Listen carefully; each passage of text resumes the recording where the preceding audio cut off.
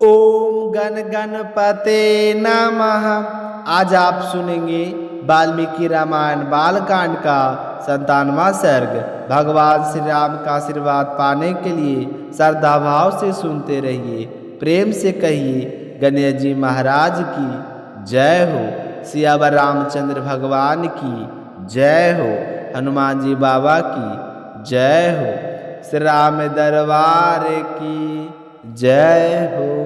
विश्वामित्र जी ने गुरु वशिष्ठ जी का आक्रमण कर दिया और उन पर नाना प्रकार के अस्त्रों का प्रहार करने लग गए, जिससे क्रोधित होकर विश्वामित्र जी ने ब्रह्मदंड से उन सारे अस्त्रों को तहस नहस कर दिया और विश्वामित्र जी की हार हो गई। अपनी हार हुई देखकर विश्वामित्र जी बड़े ही परेशान हुए और उन्हें शर्मिंदगी महसूस हो रही थी कि मेरे इतने अस्त्रों के समान वशिष्ठ जी का एक दंड ही काफ़ी था, जिसे मेरे सारे अस्त्रों को नष्ट कर दिया। तो ऐसी तपस्या का क्या फायदा।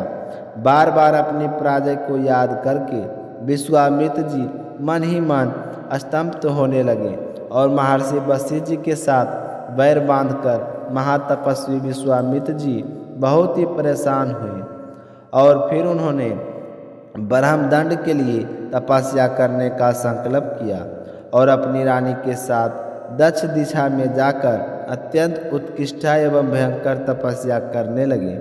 वहाँ मन और इंद्रियों का बस में रखकर वे फल फूल का आहार करते और कठिन से कठिन तपस्या में लगे रहते।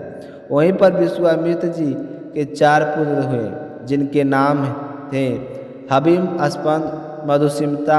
1000 वर्ष पूरी हो जाने पर लोक पिता में ब्रह्मा जी विश्वामित्र जी की तपस्या से बहुत ही प्रसन्न हुए और प्रसन्न होकर विश्वामित्र जी को दर्शन देकर मीठी वाणी में कहने लगे कि हे कुलसिक नंदन, तुमने तपस्या के द्वारा राज ऋषियों को लोगों पर विजय प्राप्त पाई है। इस तपस्या के प्रभाव से हम तुम्हें सच्चा राजर्षि समझते हैं और मैं तुम्हारी तपस्या से बहुत ही प्रसन्न हूँ और इससे आगे पिता मैं कुछ नहीं बोले। इतना कहकर देवताओं के साथ स्वर्गलोक होते हुए ब्रह्मलोक को चले गए। तो उनकी बात सुनकर विश्वामित्र जी का मुख लज्जा से झुक गया। वे बड़े दुख से व्यथित होकर विनतापूर्वक मन ही मन कहने लगे कि मैं इतनी बड़ी तपस्या की फल फूल कंदमूल खाकर कठिन से कठिन तपस्या की, इतना सब कुछ करने के बाद भी ऋषियों सहित संपूर्ण देवता मुझे राज ऋषि ही समझते हैं। मालूम होता है कि इस तपस्या का कोई फल मुझे प्राप्त नहीं हुआ। तो मन ही मन ऐसा सोचकर विश्वामित्र जी अपने मन को बस में रखकर पुनः कठिन तपस्या में लग गए। इस समय इबुकुल की कीर्ति बढ़ाने वाले एक सत्यवादी और जितेंद्र राजा हुआ करते थे, जिनका नाम था त्रिशंकु। उनके मन में यह विचार आया कि मैं ऐसा क्या कोई यज्ञ करूं जिससे अपने शरीर के साथ देवताओं को भी परम गति स्वर्गलोक को जा सके। तब उन्होंने वशिष्ठ जी को बुलाकर अपना यह विचार उन्हें कह सुनाया। महात्मा वशिष्ठ जी ने उन्हें बताया कि ऐसा होना असंभव है। ऐसा कहकर वशिष्ठ जी उन्हें उत्तर दिया कि तब राजा उस कर्म की सिद्धि के लिए दक्षिणा दिशा में उनकी पुत्रों के पास चले गए, जहाँ गुरु वशिष्ठ जी के पुत्र दीर्घकाल से तपस्या करके प्रतिवर्तक तप कर रहे थे।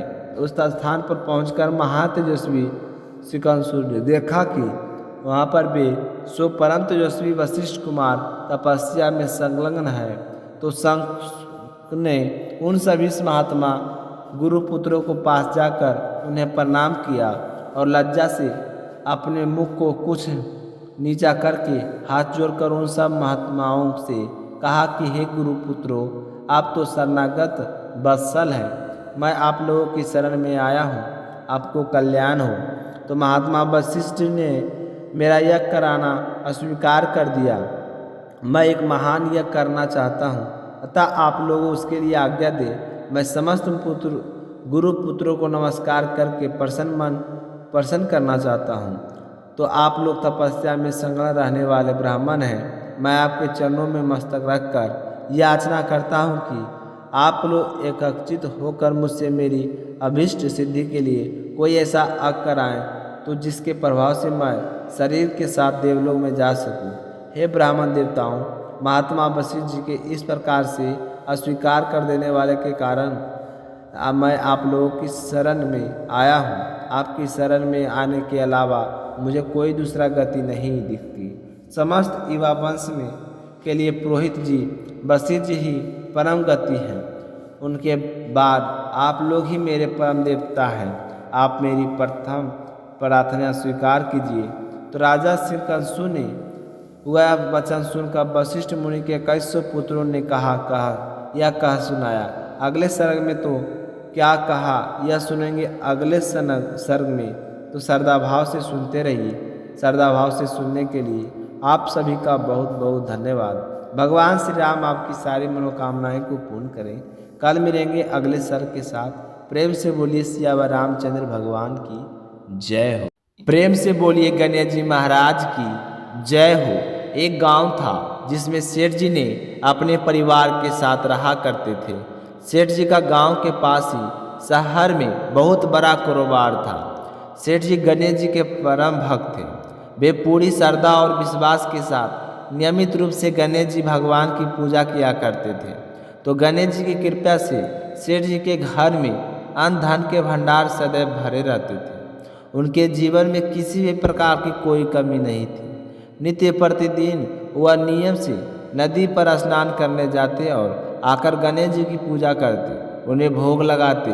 गणेश जी की पूजा करने के बाद ही स्वयं भोजन किया करते थे। यह उनका रोजाना का नियम था। पर यह बात सेठानी जी को बिल्कुल भी अच्छी नहीं लगती थी। वह धार्मिक नहीं थी और ना ही भगवान में विश्वास रखती थी। सेठ जी को रोजाना ऐसा करने के लिए मना किया करती थी, लेकिन सेठ जी सेठानी की बात पर ध्यान नहीं देते थे। एक दिन की बात है, सेठानी सोचने लगे कि यह गणेश जी को इतना मानते हैं और कहते हैं कि सब कुछ गणेश जी भगवान ने दिया है और हमेशा इनकी पूजा करते हैं। पत्थर की पूजा करने से कुछ नहीं होता।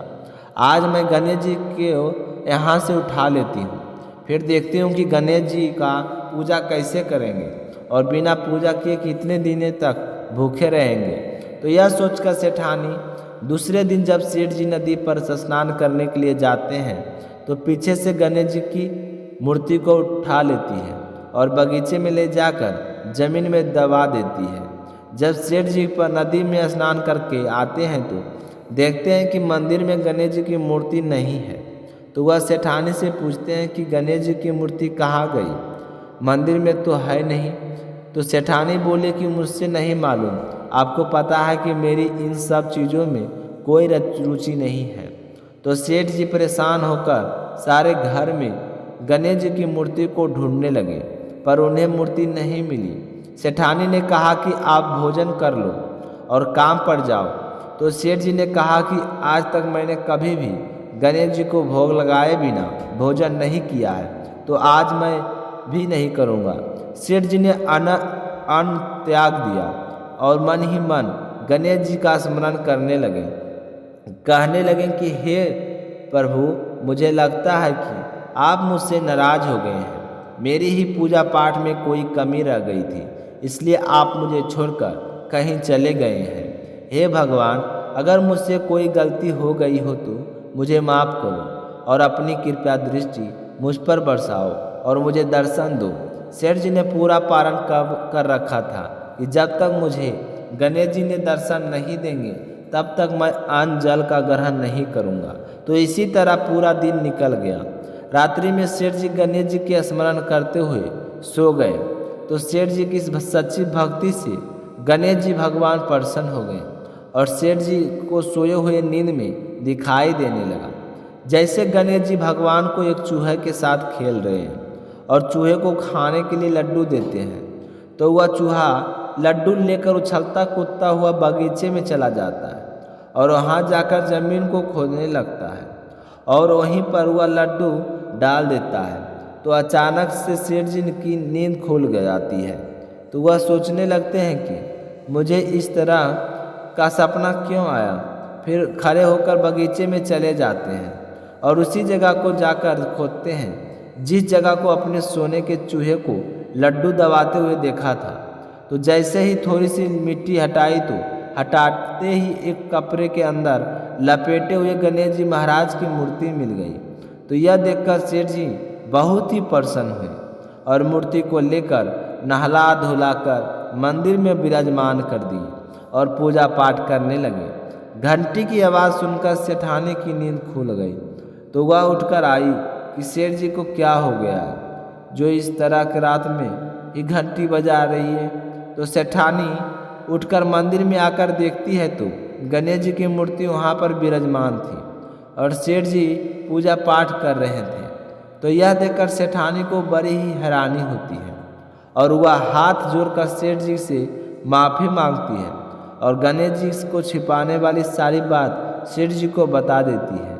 तो सेठ जी कहते हैं कि अब तुम्हें विश्वास से हो गया होगा कि यह सब कुछ गणेश जी भगवान ने दिया है। तो सेठानी शर्मिंदा होते हुए कहती है कि मुझसे बहुत ही बड़ी गलती हो गई। आज के बाद मैं कभी तुम्हारे साथ रोजाना नियम से गणेश जी भगवान की पूजा किया करूँगी। उसी दिन से सेठ और सेठानी पूर्वक श्रद्धा भाव से गणेश जी भगवान की पूजा करने लगे। हे गणेश जी भगवान, जैसा आपने अपना आशीर्वाद सेठ जी पर बनाए रखा उसी तरह सभी पर बनाए रखना। जो भी आपकी पूजा पाठ करके इस कथा को सुने उसकी सारी मनोकामनाएं को पूरी करना।